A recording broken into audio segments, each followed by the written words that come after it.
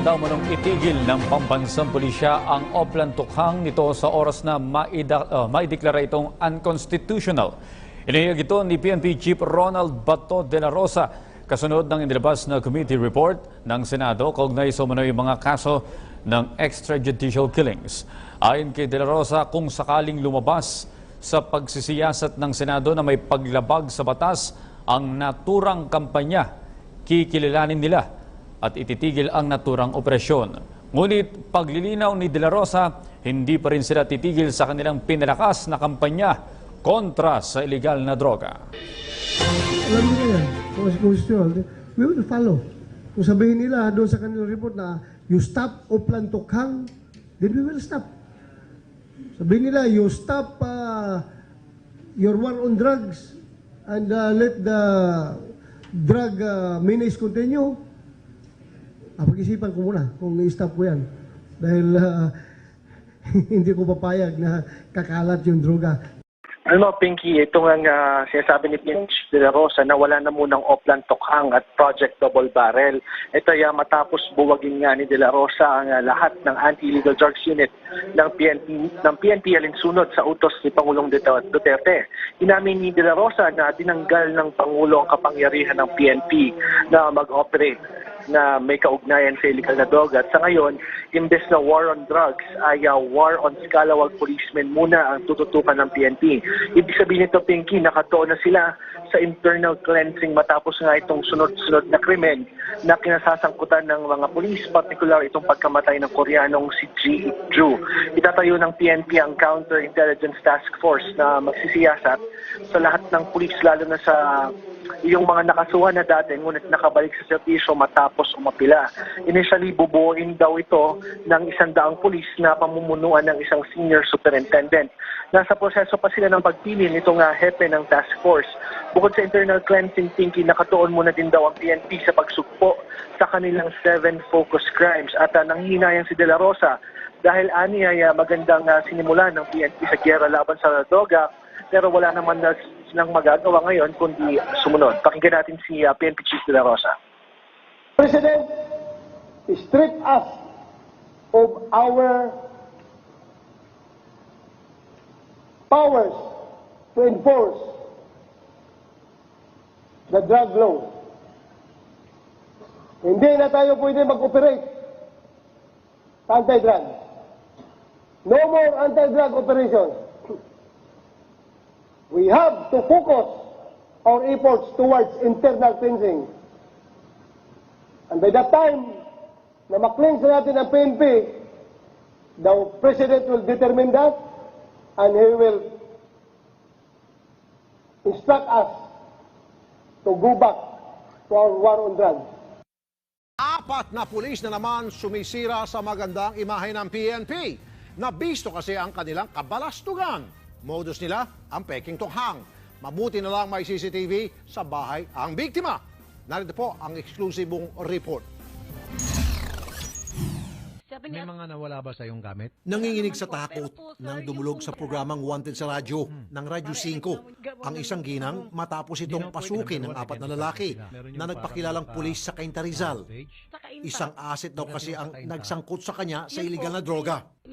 Ikwento ng biktimang si Grace Lynn Serrato ang kanilang ginanganas. Ikwento niyo po sa akin yung mga pangyayari dyan ngayon sa CCTV. Sino po itong dalawa? Hindi ko po kilala. Bali po si... Okay. Yun, yung naka-blue, tapos meron yung parang naka-beige. Sa kuha sa CCTV noong 14 ng Nobyembre, makikita na biglang pumasok ang 4 na lalaki sa loob ng bahay. Maya-maya pa, sumunod ang 2 pang lalaki na akay-akay ang isang nakaposas na lalaki. Dito, makikita na hinahalughog at tila may hinahanap sa sala ang mga lalaki. Mukhang meron silang hinahanap? Alright.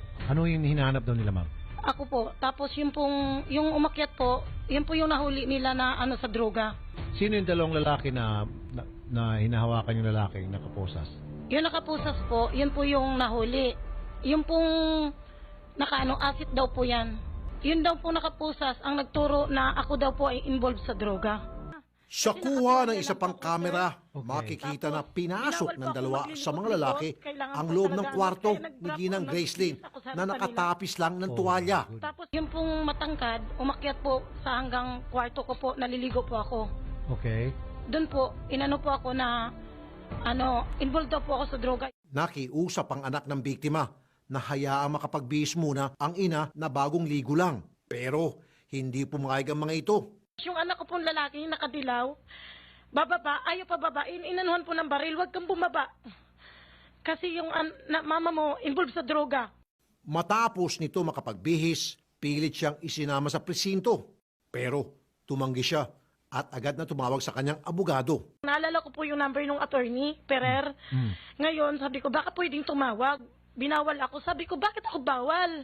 Bakit bawal akong tumawag? Hindi, kasi kailangan mo nang sumama. Hindi pwede, sabi kong ganun. Okay. Hindi ako pwedeng tumawag. Kailangan ko magtanong sa attorney kung tama ba itong ginagawa nyo. Okay. Ngayon nakatawag po ako. Tapos sabi nung nagalit yung attorney, si Attorney Perer, na hindi dapat ganun, wala silang warrant. Bakit ka hinaras dyan? Kinuha rin daw ang kanyang bag na naglalaman ng pera para raw gawing ebidensya.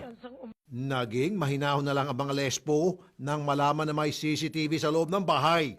Yung isa dyan, hindi ko lang po alam na na gustong putulin yung wire. Wag, live tayo. Napag-alaman na pulis kainta pala ang apat na lalaki na pumasok sa bahay ni Ginang Gracelyn. Nakilala silang sina PO2 Rafi Sagat, PO1 Mario Generoso Bawagan, PO1 Noel Conde, at PO1 Andrew Mainot. Agad tinawagan ng wanted sa radyo ang Provincial Director ng Rizal kaugnay nito at nangako naman ang aksyonan ng reklamo. Ma-relieve muna natin pagkatapos papatayin mo nga yung nagrereklamo para ma-proceed na yung summary dismissal. Sige po, tingin Dito bahagyang nabunutan ng tinik ang ginang. Grabe pa, kaya pa palang guluhin ng nanahimik ka lang sa bahay. Wala naman po talaga akong involved sa droga or paano. Simple lang po ako eh. Sinamahan ng mga staff ng wanted sa radyo ang biktima sa Rizal Provincial Office para ipakita ang kuha ng CCTV. Idinulog din ang kaso sa Cainta Police at inilagay sa duty sentinel ang apat na pulis. Sibak ang apat na pulis at naharap sila ngayon sa patong-patong na kaso. Laking pasasalamat ng biktima dahil sa wakas nawala na ang kanyang pangamba. Sir Rapi, salamat po sa tulong nyo. Ngayon po, nasampahan na po namin ang kaso agad-agad yung mga pulis. Kung di dahil po sa inyo, hindi po ako magkakaroon ng lakas ng loob. Salamat po talaga.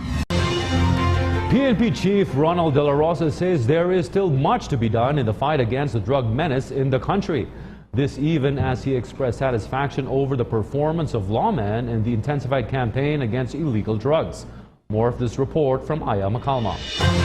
There is still a long way to go before mission is accomplished. This is PNP Chief Police Director Ronald De La Rosa's belief as far as getting rid of illegal drugs and crime in the country is concerned. Only more than 20 days in office, the PNP head said that they have yet to achieve the passing grade. But he is personally satisfied with his men's performance. Sa akin, hindi pa. Hindi pa ako nasa borderline ba ko between passing at saka failure. Kung 70% yung passing grade. Baka nasa 70 pa ako eh. Kulang pa ako ng 5 points para pumasa. For this particular period, kung gusto natin yung on the right track na yun. Pero happy na ako niyan dahil alam ko pag sinabi kong kulang pa, hindi pa kami pumapasa, yung ating mga tao sa baba ay magsusumikap yan.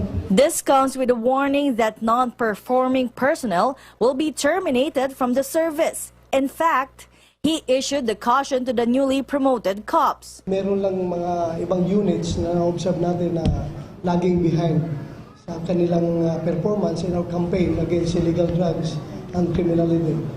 And nagpo-top up naman sila slowly, but generally I'm satisfied.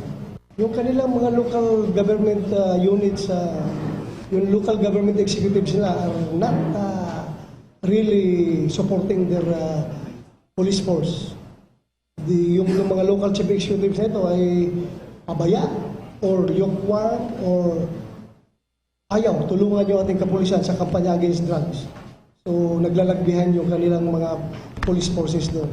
General De La Rosa hopes that everyone will do their job admitting that he really needs the help of all straight law enforcers for the PNP's campaign against illegal drugs. Included in the priority is the termination of police calawags and those involved in illegal drugs. Meanwhile, in its latest data, the PNP Oplan double barrel lists the number of dead suspected drug users and pushers at 293 from July 1 to 24, while more than 3,000 has been arrested for more than 100,000 voluntarily surrendered to authorities.